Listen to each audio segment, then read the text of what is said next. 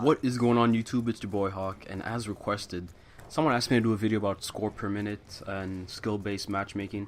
I'm going to cover skill-based matchmaking today, and score per minute will be a later video, like a video that I think will be talking about the best things I think you can do to raise your score per minute, what game modes you should play, and what you should be doing, but mainly you should be playing the objective.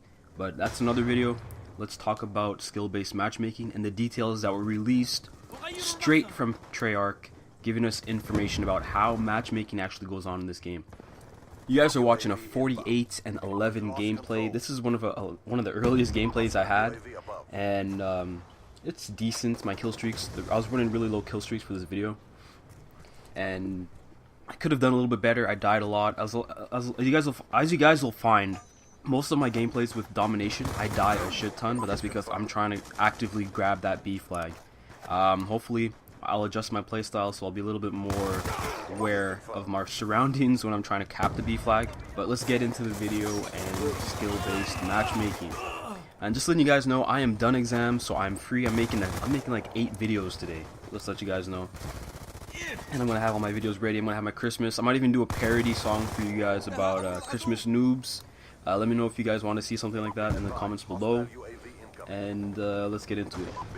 So, the first step they've detailed in the matchmaking process, it starts at the playlist level. So when you go through the game modes and you are selecting which game mode you want to play, right now for me my favorite is Kill Confirmed and Domination.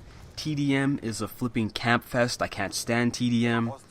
And Hardpoint is a camp fest. Most of them, they're based upon camping, but there's some game modes that you're able to go around, flip spawns, and have a good time with it. So the first matchmaking process starts at the playlist level. So whatever playlist you choose to game in. Playlist then divides players into a collection of maps and gameplay rules. And playlists are set of rules that form a mix of gameplay experiences and should not be confused with game modes. So they specifically said that there's a difference between the two, even though to me they do kind of sound the same, and to you guys it probably does sound the same as well.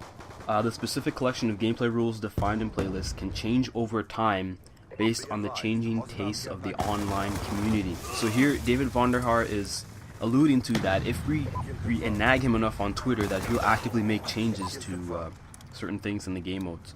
He's done a lot of things. He's done things for Ghost as well. In my latest video, I'm going to tell you guys what I think the best class is, and there's a little tip in there that'll give you a tip for Ghost. A lot of you guys already know this, but not too many people do it because they don't think it's important, but it does get you killed. But I'll talk about that in a later video. And moving on, once the playlist has been chosen, the game starts to search for the best match within the playlist population. So whichever you guys always see the number of people that are online in that playlist at the time.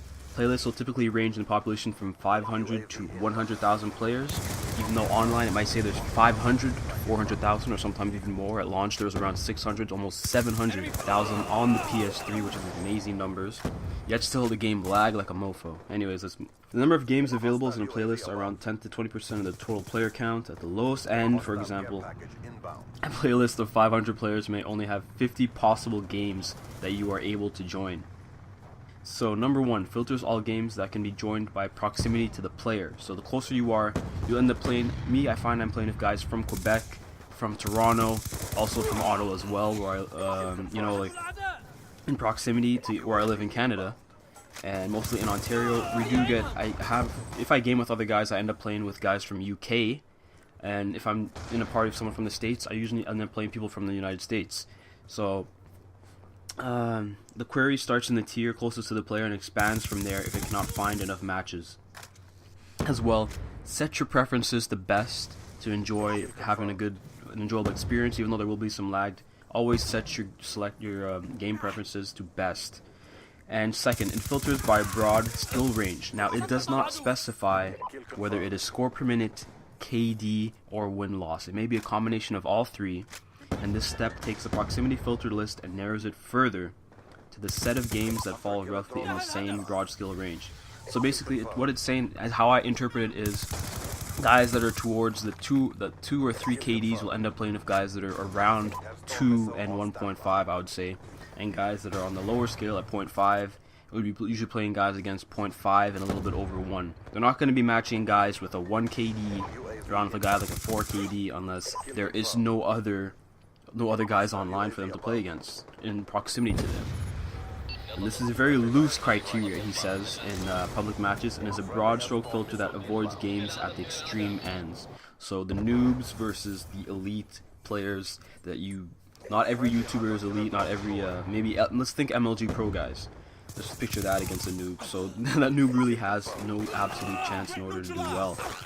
A player of very high skill should generally not be matched in games where the average skill player is very low, and vice versa. So it's a bendable rule they have here, but it's not breakable. So I mean, every once in a while it will do that, but in the general cases you'll be playing against people that are around your skill level. Their KD might not be the same, their score per minute might not be the same, but it is relatively close. You're not going to face up guys that are way better than you. And if there are, it's usually attributed to the teammates that you have or randoms that you're gaming with, or you just got to change your approach of how you're playing and your play style. I'll do another video later on for you guys about what I think is how you should adjust your play style and awareness, and how I can improve myself on awareness. And you learn that from better players, you learn that from playing with better players as well.